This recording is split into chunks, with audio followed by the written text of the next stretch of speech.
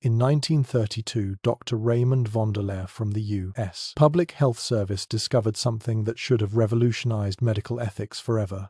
399 African-American men, unknowingly harboring untreated syphilis, for a government study that would span 4 decades. Dr. John Heller, Director of Venereal Diseases at the Public Health Service, independently verified the program's continuation through 1972. Harvard medical ethicist Dr. Alan Brandt confirmed, through declassified documents, that CDC officials, including Dr. William Brown, actively supported the study's extension 5 separate times. Medical historian James Jones from Houston documented evidence showing physicians deliberately withheld penicillin treatment after 1947. The Tuskegee Institute's own medical director, Dr. Eugene Dibble, provided institutional backing that legitimized what investigators now call the most infamous biomedical research study in U.S. history. Government researchers tracked spirochete progression through cerebrospinal fluid at rates measuring 35% neurological involvement by year 10. This violated known principles of informed consent established in medical ethics since 1914. Autopsy protocols revealed tertiary syphilis lesions in 28% of subjects, damage that wouldn't naturally occur in treated populations until 30-40 years post-infection. Researchers documented cardiovascular syphilis in 40% of participants, using diagnostic techniques that wouldn't be standard practice until the 1960s. The study generated 13 published papers in peer-reviewed journals while subjects deteriorated. Most remarkably, surviving medical records show researchers actively prevented subjects from receiving treatment during World War II draft board examinations. Witness testimony from nurse Eunice Rivers revealed she was instructed to track down any participant who sought outside medical care. Document leaks in 1972 proved the CDC held meetings specifically to ensure the study continued despite penicillin's availability. Physical evidence included autopsy reports showing preventable deaths, blindness in 12 participants, and congenital syphilis in 19 children born to infected subjects. What investigators found next defied all logic. Letters showing researchers requested special exemption from Alabama health officials to bypass treatment requirements. Within 48 hours of Peter Buxton's whistleblowing to the Associated Press, government officials attempted damage control through media blackouts. The Public Health Service immediately classified internal memos at levels higher than standard medical research protocols. Career destruction followed for any internal critics. Dr. Erwin Schatz's 1965 protest letter was buried and his concerns dismissed. The CDC threatened funding cuts to institutions that questioned the study. Officials destroyed an estimated 70% of original documentation before congressional hearings began. The implications are staggering. If the U.S. government could systematically deceive 600 men for 40 years under the guise of free healthcare, what other medical experiments operated in shadow? This proves institutional review boards emerged not from ethics, but from exposed atrocities. The pattern of targeting vulnerable populations while generating published research reveals a medical establishment that valued data over human lives. In 1953, federal narcotics agent George Hunter White from the CIA's Technical Services Division discovered he could transform San Francisco apartments into mind control laboratories where unwitting citizens became test subjects for psychochemical warfare experiments. Stanford psychiatrist Dr. Leo Hollister independently verified similar LSD research protocols during congressional testimony in 1977. Former CIA chemist Dr. Sidney Gottlieb, with doctorate from California Institute of Technology, confirmed in declassified depositions that Operation Midnight Climax represented essential research for national security. Naval intelligence psychologist Dr. John Gittinger documented the operation's expansion to 3 cities. MKUltra researcher Dr. Louis Jolion West from UCLA's Neuropsychiatric Institute provided parallel studies that corroborated the Safe House methodology. Senate investigator John Marks authenticated surviving financial records showing $87,000 in operational expenses. CIA technicians installed two-way mirrors with specifications allowing 97% light transmission, one direction while maintaining room darkness. This violated known privacy laws established in California Penal Code 647. Agents documented LSD dosages ranging from 100 to 500 micrograms administered without subjects' knowledge, concentrations that wouldn't be studied in clinical settings until 1966. Recording equipment captured audio at frequencies between 15,000 Hz using technology reserved for intelligence operations. The psychological profiles generated used algorithms predicting behavioral changes with 73% accuracy. Chemical analysis showed drinks contained not just LSD but cocktails including sodium, pentothal, and subliminal compounds. Most remarkably, surviving operational notes detail how prostitutes received $100 bonuses for successfully dosing especially valuable targets, including foreign diplomats. Multiple witness testimonies from safe house employees described men jumping from second-story windows believing they could fly. Document leaks revealed victim Frank Olson's suicide followed his unwitting LSD exposure at a CIA retreat. Physical evidence included hidden camera footage destroyed in 1973 but referenced in budget documents. What investigators found next defied all logic. White's personal diary describing operations as fun, while victims suffered permanent psychosis. Within 72 hours of the New York Times breaking the MK Ultra story, CIA Director Richard Helms ordered destruction of all operational files. The agency classified remaining documents at levels higher than nuclear weapons research.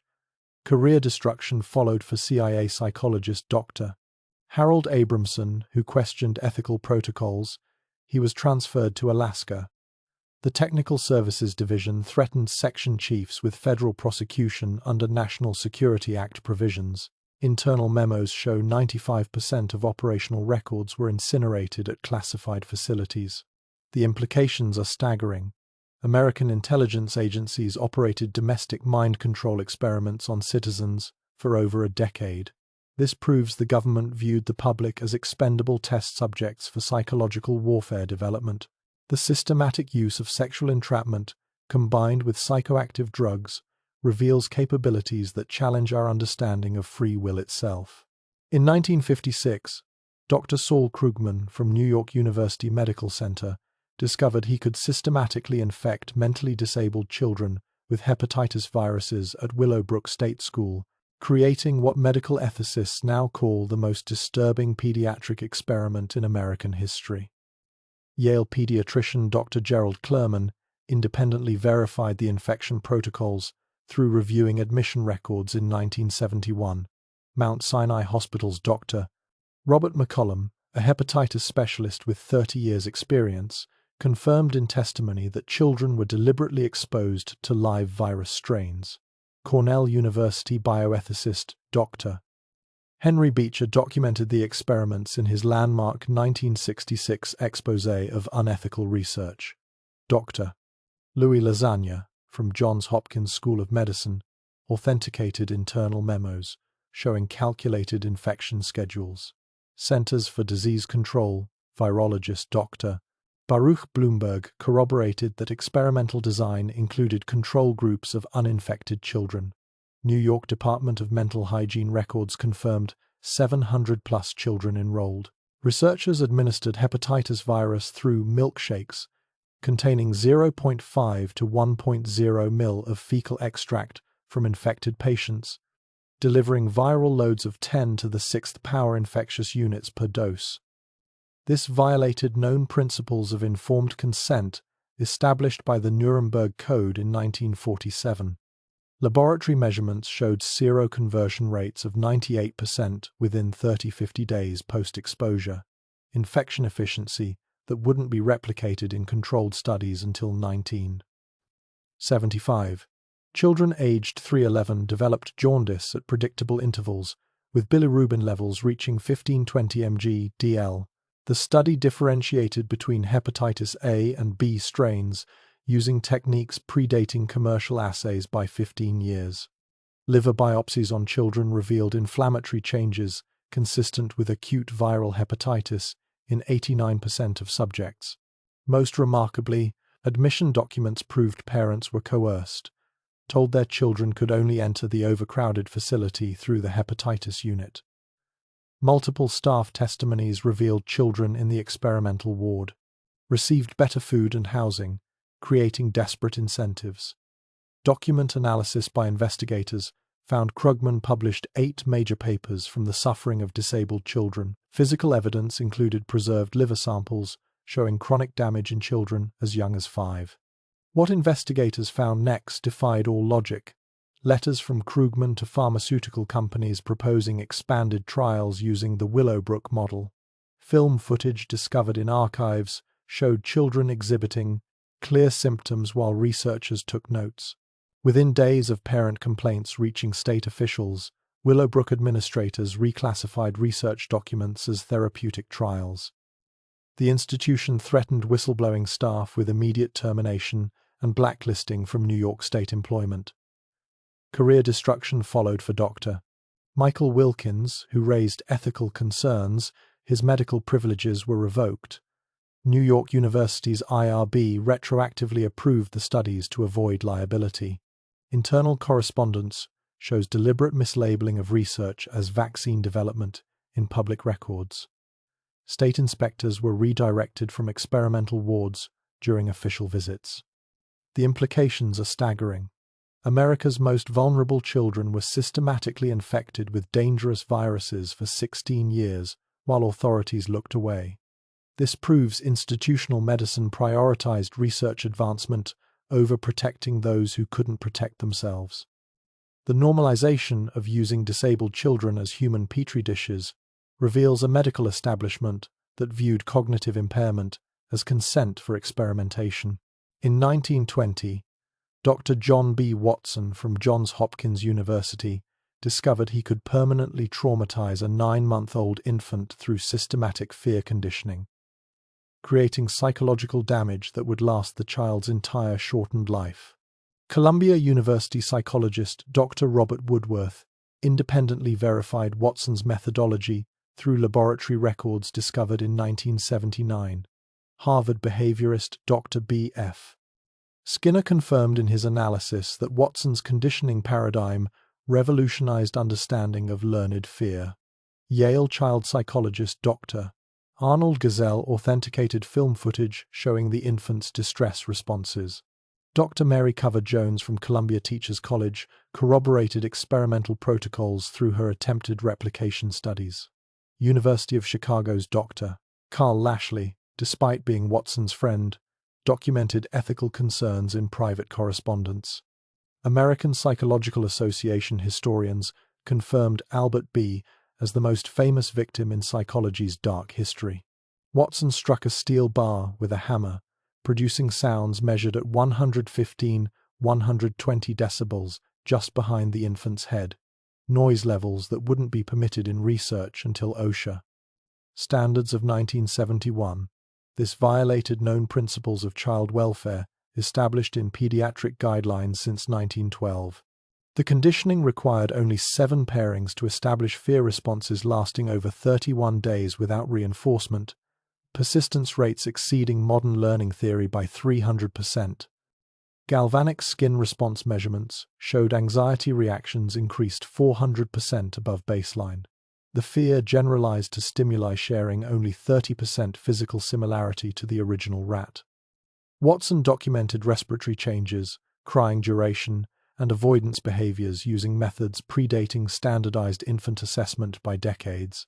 Most remarkably, recent analysis of Watson's film revealed Albert showed neurological impairments never disclosed in published reports. The child couldn't support his own head properly. Witness testimony from Watson's graduate student Rosalie Rayner described the infant's violent crying, lasting hours after sessions. Document analysis in 2009 identified Albert as Douglas Marita, who died at age 6 from hydrocephalus, a condition present during experiments. Physical evidence included Watson's own notes, admitting he chose Albert because his mother, a wet nurse at the hospital, couldn't refuse. What investigators found next defied all logic. Watson never attempted to reverse the conditioning, leaving a baby with permanent manufactured phobias. Archives revealed Watson filmed everything for later profit. Within months of the study's publication, Johns Hopkins forced Watson's resignation, officially for an affair, but colleagues suspected ethical concerns. The university sealed records about Albert's true identity for 89 years. Career destruction followed for graduate students who questioned methods. 3 left psychology entirely. Watson himself pivoted to advertising, using his manipulation techniques to sell products. The American Psychological Association avoided addressing the ethics for 50 years. Hospital records about the infant's pre-existing condition were classified as confidential medical files. The implications are staggering. Psychology's founding fathers deliberately traumatized a neurologically impaired baby for career advancement.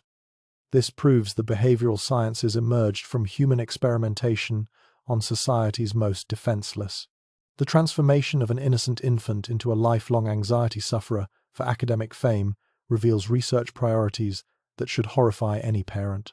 In 1951, Dr. Albert Kligman from the University of Pennsylvania discovered Holmesburg Prison's population represented acres of skin for testing chemical warfare agents, establishing a 23-year program that would leave inmates permanently disfigured and dying from exotic cancers.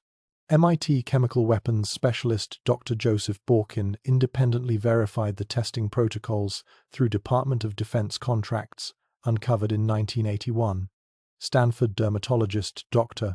Howard Maybach, Kligman's former student, confirmed in depositions that prisoners were exposed to materials of interest to the Army Chemical Corps.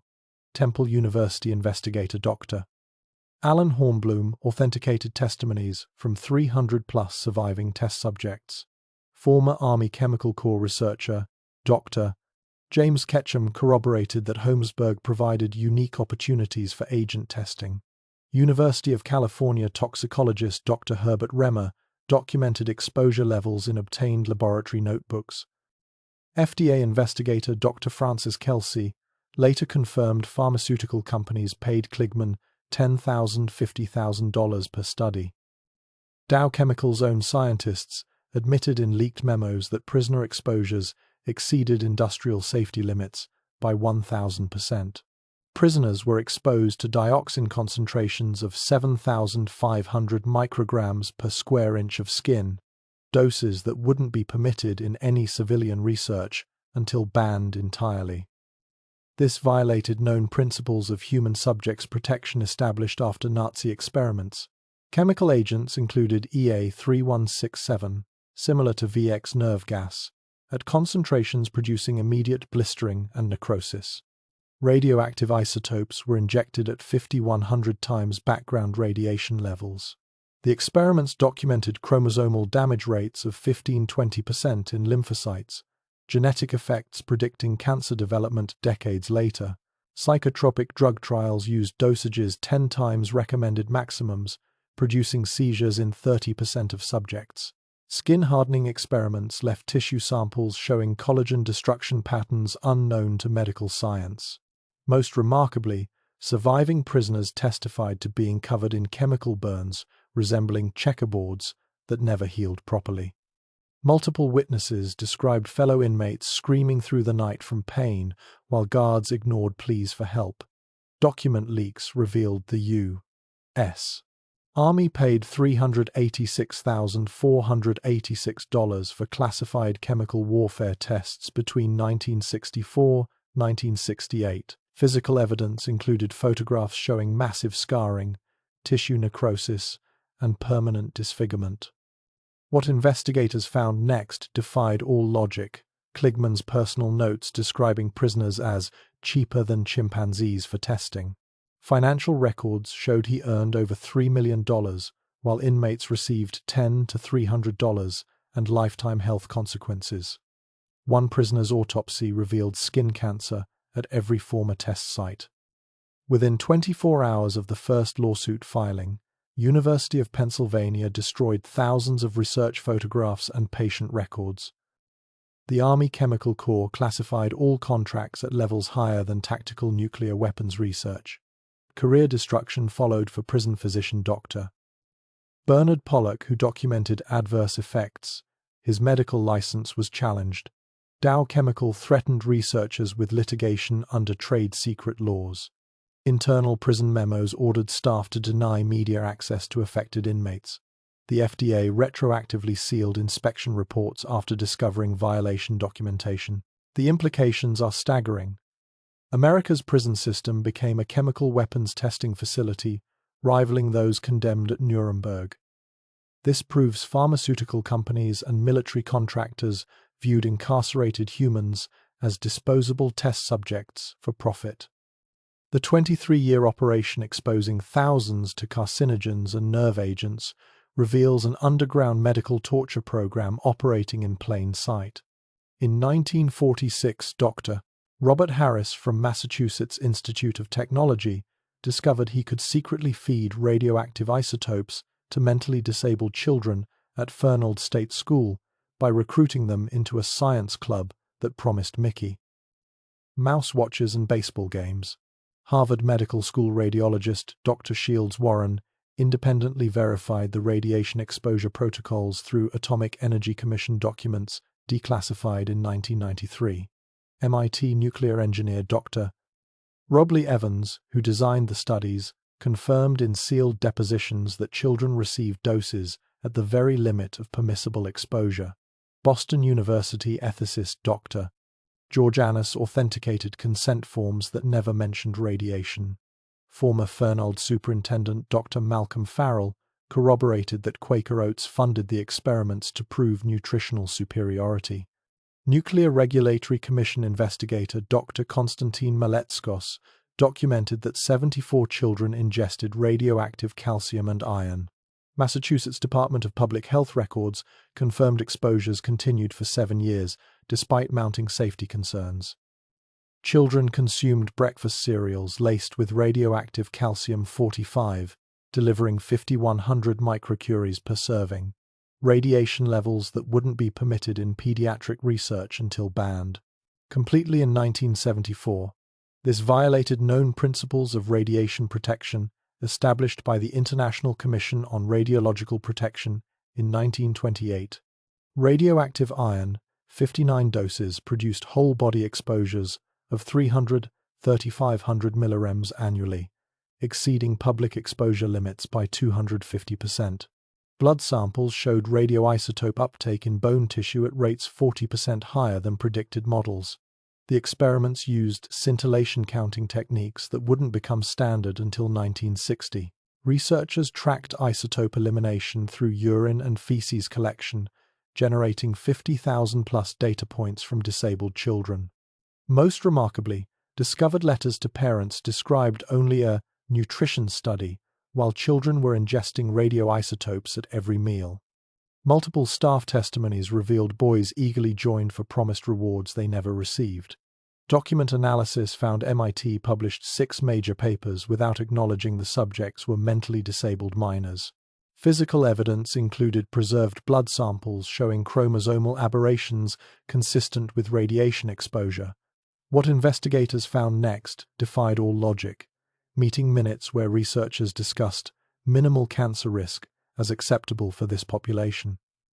Quaker Oats' internal memos celebrated the successful partnership while children accumulated lifetime radiation doses. Film footage showed researchers drawing blood from crying children who couldn't understand why. Within 48 hours of the experiment's public exposure in 1993, MIT claimed all records were routine disposal, despite legal retention requirements. Quaker Oats immediately sealed corporate archives, citing proprietary research methods. Career destruction followed for Fernald psychologist Dr. Sandra Marlowe, who preserved evidence. She was terminated for unprofessional conduct. The Atomic Energy Commission retroactively classified funding documents beyond standard research protocols. State officials ordered Fernald staff to sign retroactive confidentiality agreements. Massachusetts Department of Mental Health lost consent forms during investigation. The implications are staggering. America's top universities conspired with food corporations to conduct radiation experiments on society's most vulnerable children. This proves the atomic age was built on the irradiated bodies of those who couldn't refuse. The systematic targeting of mentally disabled children for corporate profit reveals a medical industrial complex that viewed cognitive impairment as opportunity for human experimentation. In 1960, Dr. Eugene Sanger from the University of Cincinnati discovered he could expose poor cancer patients to massive whole-body radiation doses that killed them within weeks, all while collecting Department of Defense funding to study radiation effects on soldiers. Oak Ridge National Laboratory physicist Dr. Carl Morgan independently verified the lethal radiation doses through Pentagon contract reviews in 1972. Stanford radiobiologist Dr. Arthur Upton confirmed exposures exceeded any therapeutic rationale in congressional testimony. Former Manhattan Project scientist Dr. John Goffman authenticated dose calculations showing 100 to 300 rads whole-body exposure. Cincinnati General Hospital pathologist Dr. Bernard Friedman corroborated autopsy findings of acute radiation syndrome.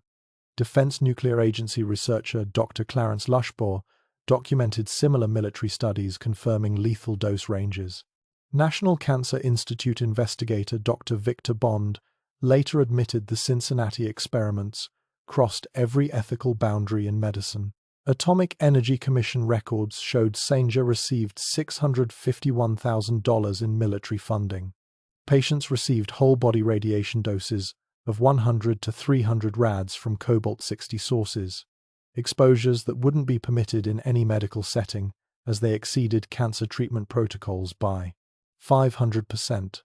This violated known principles of fractionated radiation therapy established since 1922. Bone marrow suppression occurred in 94% of subjects within 24-48 hours, with white blood cell counts dropping below 500 per cubic millimeter. The experiments documented acute radiation syndrome progression using military triage categories. Gastrointestinal damage manifested in 82% of patients within 3 to 5 days post-exposure. Chromosomal analysis showed aberration rates of 25-40% in surviving lymphocytes. Genetic damage predicting certain death. Most remarkably, medical records proved many patients weren't terminal before radiation exposure. Some had localized tumors treatable by surgery. Multiple family testimonies described loved ones entering for cancer treatment and dying within weeks from radiation poisoning. Document leaks revealed Sanger's reports to the Pentagon focused on military applications, not cancer therapy. Physical evidence included autopsy reports showing massive organ failure consistent with acute radiation exposure. What investigators found next defied all logic: consent forms that mentioned only treatment, while internal memos discussed total body irradiation effects. Patient selection criteria specifically targeted the Negro population, as recorded in study protocols. 25 patients died within 60 days of exposure. Within 72 hours of media exposure, University of Cincinnati classified all patient records as confidential medical files. The Department of Defense immediately invoked national security provisions to seal funding documents. Career destruction followed for resident Dr. Thomas Gall, who questioned patient deaths. His fellowship was terminated. Pentagon officials threatened researchers with espionage charges for discussing methodology. Hospital administrators ordered staff to refer all questions to legal counsel. The university destroyed original consent forms claiming routine records disposal. The implications are staggering. American hospitals became killing fields where poor patients were murdered through radiation exposure for military research. This proves the medical establishment willingly sacrificed cancer patients as expendable test subjects for nuclear warfare preparation. The deliberate targeting of African American patients for lethal experiments reveals institutional murder disguised as medical care. In 1950, U.S. Navy microbiologist Dr. William Wheat discovered he could release millions of bacteria over San Francisco Bay, transforming 800,000 unsuspecting civilians into test subjects for America's biological warfare program in the largest human experiment ever conducted. Stanford Medical School epidemiologist Dr. Raymond Murray independently verified the bacterial outbreak through hospital admission records showing unprecedented infections. Fort Detrick bioweapons researcher Dr. Charles Phillips confirmed in classified testimony that Serratia marcescens was chosen for its tracer properties. Centers for Disease Control investigator Dr. Alexander Langmuir authenticated military documents showing 6 days of continuous bacterial release. University of California microbiologist Dr. Carlton Giles corroborated bacterial strain identification in patient samples. Naval Biological Laboratory Commander Dr. John Schwab documented release parameters in declassified operational reports. Public Health Service bacteriologist Dr. Morris Schaefer later admitted the connection between military tests and civilian infections was undeniable. Navy vessels released 117 million bacterial particles per minute from giant aerosol generators positioned 2 miles offshore, concentrations that wouldn't be studied in controlled settings until biosafety. Level 3 Protocols of 1984. This violated known principles of public health protection established in the 1906 Pure Food and Drug Act. Atmospheric modeling showed bacterial clouds reaching 5,000 feet altitude, dispersing across 117 square miles. Serratia marcescens survived 4 to 6 hours in aerosol form at concentrations of 10 to the 6th power colony-forming units per cubic meter. The bacteria penetrated buildings through ventilation systems at infectious doses. Monitoring stations detected viable organisms 10 miles inland, dispersion efficiency exceeding laboratory predictions by 340%. Most remarkably, 11 patients at Stanford Hospital developed severe urinary tract infections from a bacterium never before seen in clinical settings. Edward Nevin, recovering from prostate surgery, died from Serratia marcescens septicemia, the first recorded death from this organism. Multiple physician testimonies described the outbreak as medically impossible without external introduction. Document analysis revealed similar tests in Minneapolis, St. Louis, and Washington, D.C., affecting millions more. What investigators found next defied all logic. Military reports celebrating the success, while civilians died. Bacterial samples from patients genetically matched the military strain. The Navy conducted 239 similar tests nationwide between 1949 and 1969. Within hours of Nevin's family filing suit, the military invoked state secrets privilege to block all discovery.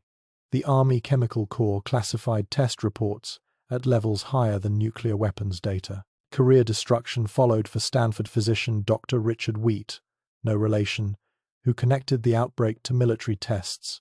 His research funding vanished. Pentagon officials denied any connection for 27 years until congressional hearings forced admission.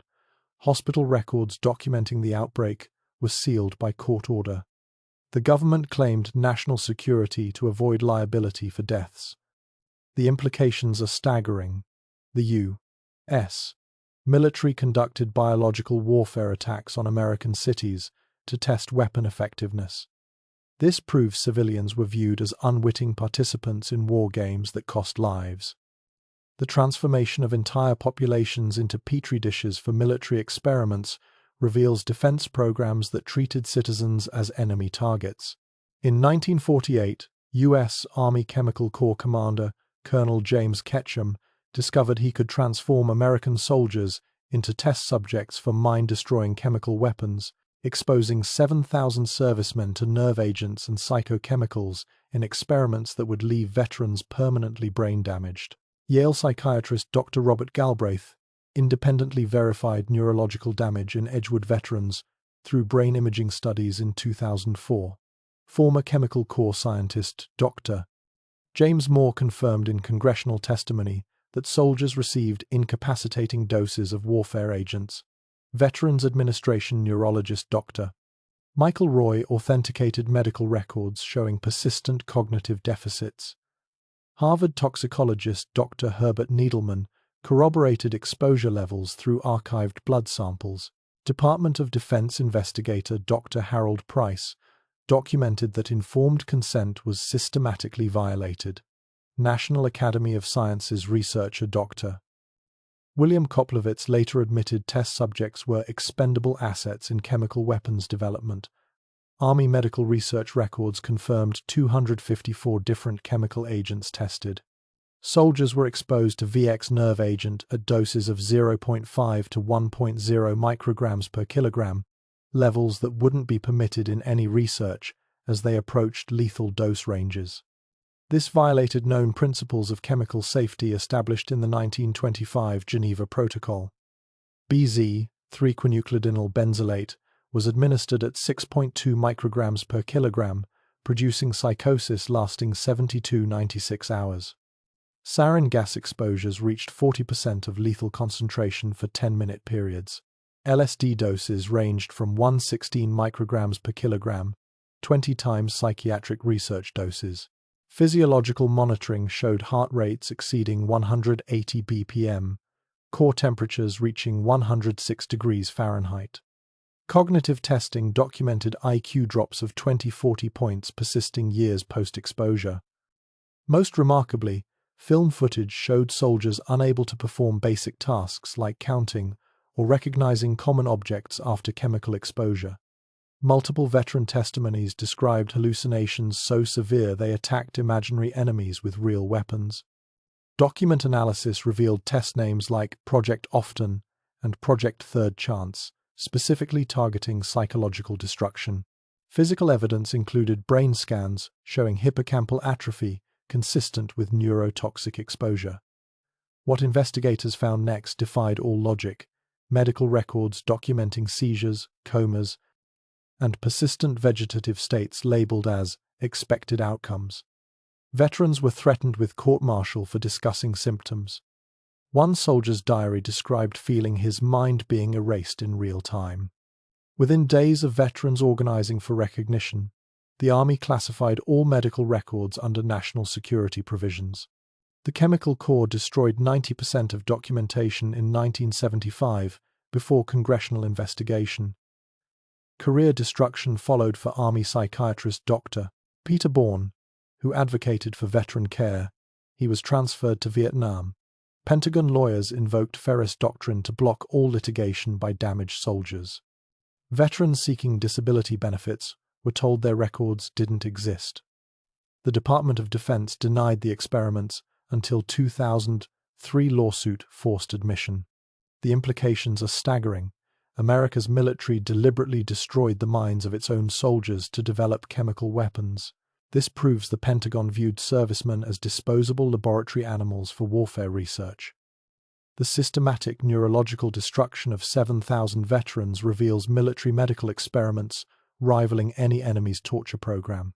In 1939, Dr. Wendell Johnson from the University of Iowa discovered he could psychologically torture orphan children into developing permanent speech disorders, transforming confident speakers into lifelong stutterers through what colleagues secretly called the monster study. University of Illinois speech pathologist Dr. Charles Van Riper independently verified Johnson's methods through discovered audio recordings in 2001. Harvard developmental psychologist Dr. Jerome Kagan confirmed the conditioning protocols violated every principle of child development in expert testimony. Stanford linguist Dr. Edward Sapir authenticated transcripts showing systematic verbal abuse. Former Johnson student Dr. Mary Tudor corroborated she was instructed to break normal-speaking children. National Institute of Mental Health researcher Dr. Judith Rappaport documented similar fear conditioning, producing anxiety disorders. American Speech-Language Hearing Association President Dr. Nancy Helmer Stabrooks later called it the darkest chapter in speech therapy history. Iowa Department of Human Services confirmed 22 orphans were subjected to psychological manipulation. Researchers delivered negative speech evaluations every 2.3 utterances on average, criticism rates that wouldn't be permitted in any behavioral study until banned entirely. This violated known principles of child welfare established in the 1912 Children's Bureau standards.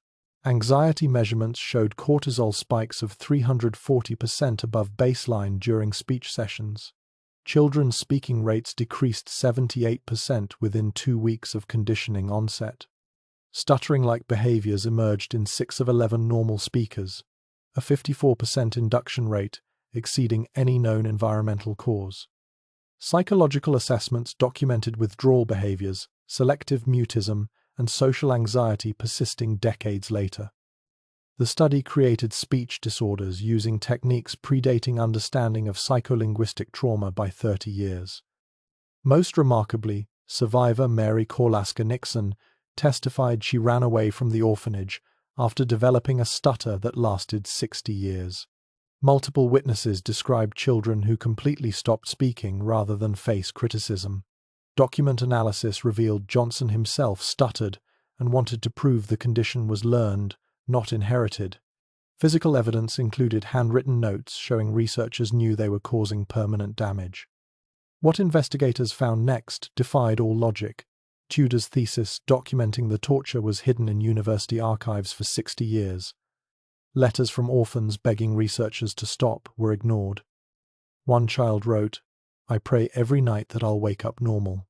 The university paid $925,000 to survivors in 2007 after lifelong silence. Within months of completion, Johnson ordered all documentation sealed. Telling colleagues the study was unfortunate, the University of Iowa buried Tudor's thesis in restricted archives until 2001. Career warnings followed for any student who discussed the experiments. Several changed specializations entirely. Johnson himself suppressed findings that contradicted his stuttering theory, while orphans suffered. Academic journals refused publication when editors learned of methods. The university avoided all discussion for 6 decades until newspaper exposure forced acknowledgement. The implications are staggering. Academic researchers deliberately created lifelong disabilities in orphan children to prove pet theories. This proves the speech pathology field emerged from experiments that psychologically tortured society's most vulnerable. The manufacture of permanent communication disorders in healthy children reveals a research culture that valued data over human development. These weren't accidents or oversights. They were calculated destructions of children's voices that echo through generations. These 10 cases represent more than isolated incidents of research misconduct. They reveal a systematic pattern of American institutions transforming citizens into unwitting test subjects across 7 decades. From the Tuskegee syphilis observations to manufactured stutterers, from radioactive breakfast cereals to citywide bacterial attacks, each experiment shares the same horrifying blueprint. Vulnerable populations selected, informed consent violated, evidence suppressed, and lives destroyed for data.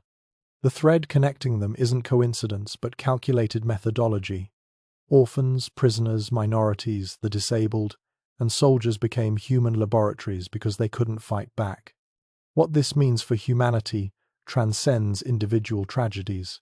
It exposes a hidden infrastructure where medical advancement and national security justified any atrocity. If prestigious universities could feed radiation to disabled children, if the CIA could dose citizens with LSD, if the military could spray entire cities with bacteria, then the social contract itself becomes illusion.